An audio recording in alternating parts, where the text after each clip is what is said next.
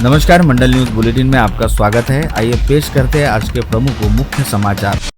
विगत कुछ दिनों से भाजपा और शिंदे गुट वाली शिवसेना के बीच मनपा के आगामी चुनाव के लिए युति करने को लेकर चर्चाओं एवं बैठकों का जबरदस्त दौर चल रहा था, जिसके चलते शहर में राजनीतिक गहमागहमी काफी तेज थी। परंतु आज शनिवार को इस मामले में पूरी तरह से सन्नाटा पसरा रहा, क्योंकि आज दिन भर के दौरान दोनों दलों के बीच न तो कोई औपचारिक चर्चा हुई और न ही किसी प्रकार की बैठक आयोजित की गई, जिसे लेकर काफी हद तक हैरत जताई जा रही है। इस संदर्भ में मनपा चुनाव हेतु भाजपा के निर्वाचन प्रभारी रहने वाले विधायक संजय कुटे ने दैनिक अमरावती मंडल को जानकारी देते हुए बताया कि आज मुख्यमंत्री देवेंद्र फडणवीस का अमरावती दौरा रहने के चलते भाजपा के प्रमुख नेता और पदाधिकारी पूरे दिन व्यस्त रहे, जिसके चलते युति पर बातचीत आगे नहीं बढ़ सकी। वहीं आज रात शिंदे सेना के पूर्व सांसद आनंदराव अड़सूड़ के साथ युति को लेकर चर्चा होने की संभावना है, जिसके बाद कल रविवार 28 दिसंबर को दोपहर 12 बजे के आसपास पालक मंत्री चंद्रशेखर बावनकुले की उपस्थिति में भाजपा और शिंदे के बीच फुल एंड फाइनल बैठक आयोजित की जाएगी,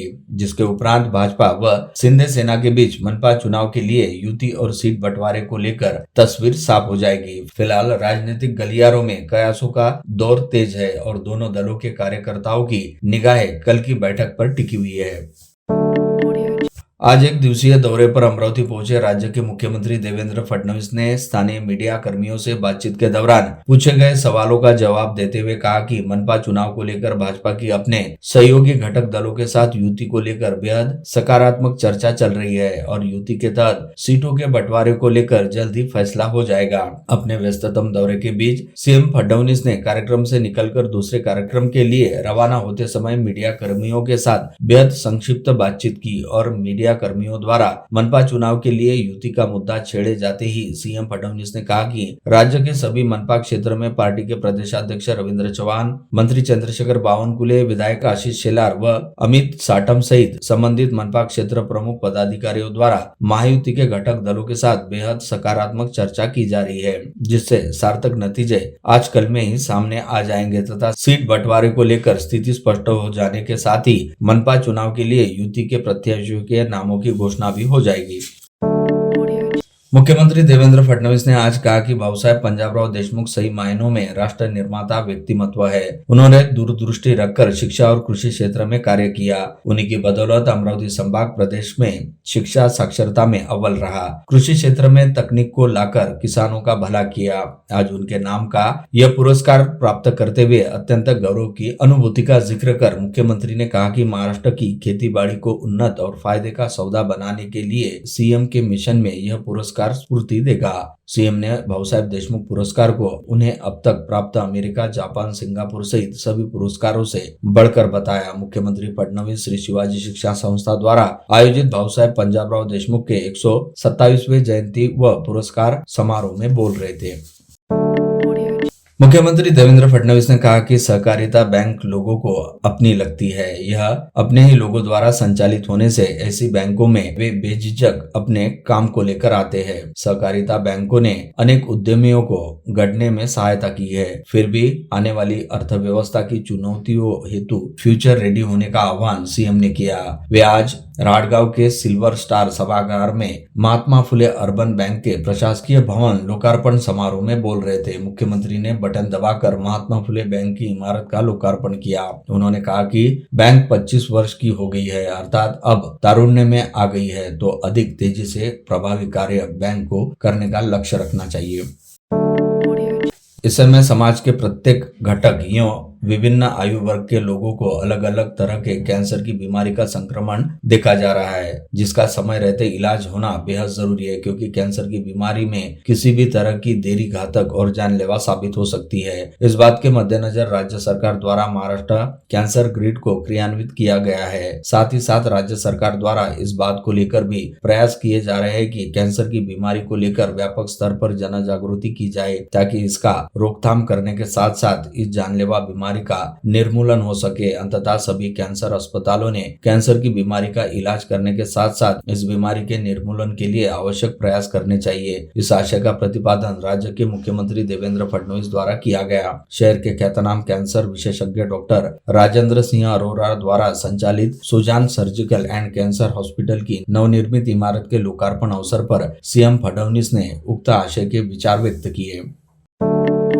आज अमरावती दौरे पर पहुंचे राज्य के मुख्यमंत्री देवेंद्र फडणवीस का भाजपा नेता व पूर्व राज्य मंत्री प्रवीण पोटे पाटिल ने भावपूर्ण स्वागत किया। साथ ही इस अवसर पर दोनों नेताओं के बीच अमरावती मनपा के आगामी चुनाव को लेकर विस्तृत चर्चा भी हुई।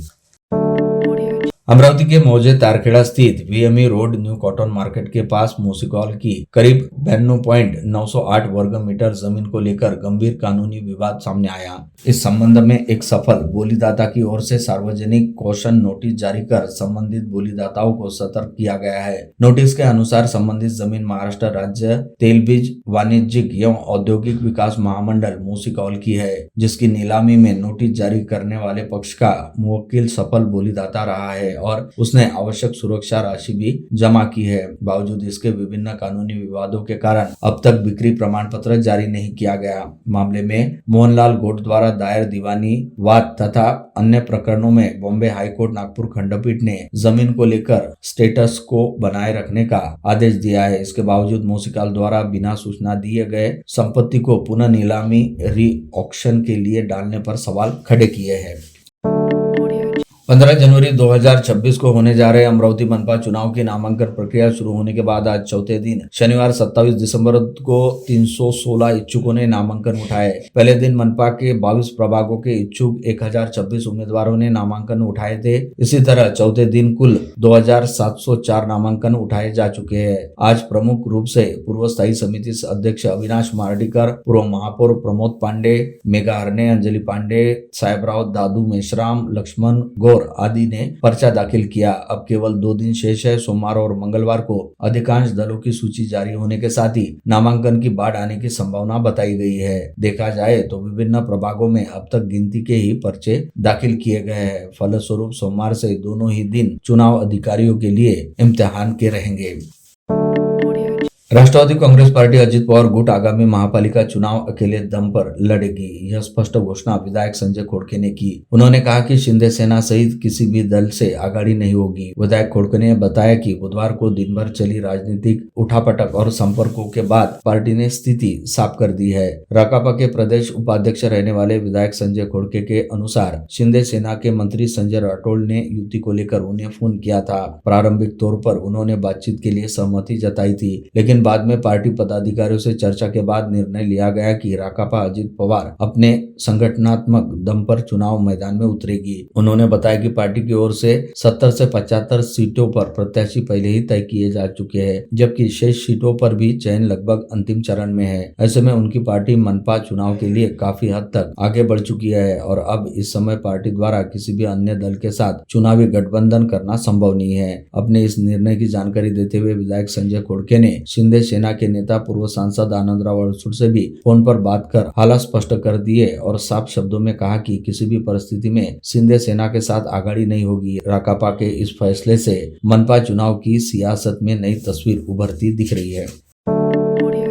इस समय अमरावती महानगर पालिका चुनाव की सरगर्मी तेज हो गई है। राष्ट्रवादी कांग्रेस पार्टी के प्रदेश संगठक एवं महासचिव विधायक संजय खोड़के तथा अमरावती की विधायक सुलभा खोड़के के नेतृत्व और कुशल कार्यशैली से प्रभावित होकर लगातार पदाधिकारी व कार्यकर्ता पार्टी से जुड़ रहे हैं। इस कड़ी में अल्पसंख्यक बहुल क्षेत्र से वास्ता रखने वाले मोहम्मद जाकिर, अब्दुल मजीद व सुल्ताना परवीन मोहम्मद जाकिर ने अपने समर्थक कार्यकर्ताओं के साथ राष्ट्रवादी कांग्रेस पार्टी के संगठनकर्ता महासचिव विधायक संजय खोड़के से भेंट पार्टी में प्रवेश किया। इस अवसर पर उन्होंने आगामी महापालिका चुनाव में राष्ट्रवादी कांग्रेस पार्टी को पूर्ण समर्थन देने तथा पार्टी के लिए सक्रिय रूप से कार्य करने का विश्वास व्यक्त किया। अमरावती महानगर पालिका चुनाव 2025 की आहट के बीच शहर की राजनीति में बड़ी हलचल देखने को मिल रही है। शिवसेना उबाटा गुट को जोरदार झटका देते हुए पार्टी के सक्रिय कार्यकर्ता पदाधिकारी तथा पूर्व नगर सेवक भारत चौधरी के पुत्र सूरज भारत चौधरी के नेतृत्व में करीब 650 कार्यकर्ता और पदाधिकारियों ने युवा स्वाभिमान पार्टी में सामूहिक रूप से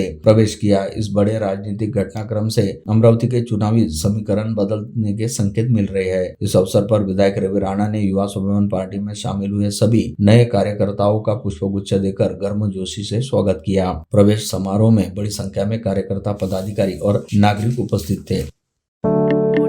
आगामी महानगर पालिका चुनाव में बहुजन समाज पार्टी बसपा इस बार पूरी तरह से नए चेहरों के साथ मैदान में उतरती दिखाई दे रही है, क्योंकि पिछली बार निर्वाचित हुए 5 पार्षदों में से 2 पार्षद चेतन पवार व इशरत बानो मन्नान खां अब पार्टी बदलकर अन्य दलों में चले गए हैं, जबकि 2 पूर्व महिला पार्षदों सुग्रता भोजा रायलीवाले व माला देवरनकर ने इस बार चुनाव लड़ने से साफ इनकार कर दिया। वही पिछली बार बसपा के टिकट पर पार्षद निर्वाचित पूर्व पार्षद ऋषि खत्री की भूमिका को लेकर अभी स्थिति स्पष्ट नहीं है, जिसके चलते यह स्पष्ट है कि इस बार अमरावती मनपा के चुनाव में बसपा की ओर से लगभग सभी सीटों पर प्रत्याशी के रूप में नए चेहरे दिखाए जाएंगे।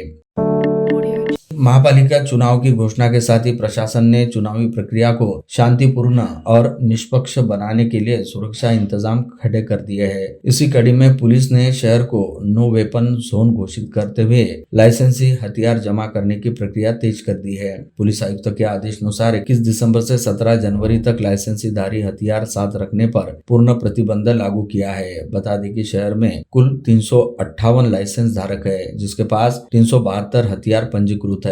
पुलिस विभाग के अनुसार अब तक 120 हथियार जमा कराए जा चुके हैं, जबकि शेष लाइसेंस धारकों से शीघ्र हथियार जमा कराने की अपील की जा रही है। निर्धारित अवधि में हथियार जमा न कराने वालों पर कड़ी कार्रवाई की चेतावनी दी गई है।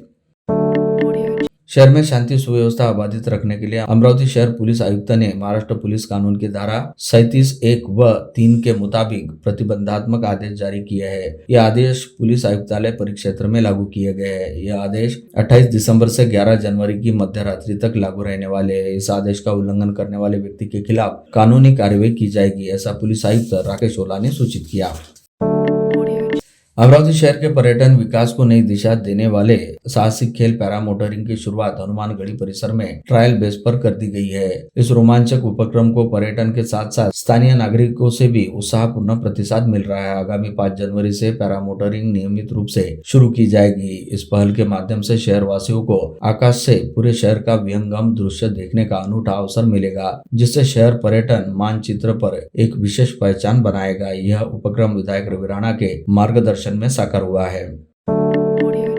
हाल ही में जिला कंत्राटदार संगठन की आम सभा का आयोजन किया गया और नई कार्यकारिणी के लिए मतदान कराया गया। मतदान पश्चात अध्यक्ष पद पर रविंद्र गुल्ला ने, सचिव पद पर प्रमोद काकड़े व कोषाध्यक्ष पद पर गोपाल राठी का निर्वाचन हुआ। संगठन में पहली बार विनोद चांडक के नेतृत्व में निर्वाचन प्रक्रिया बेहतर तरीके से पूरी हुई।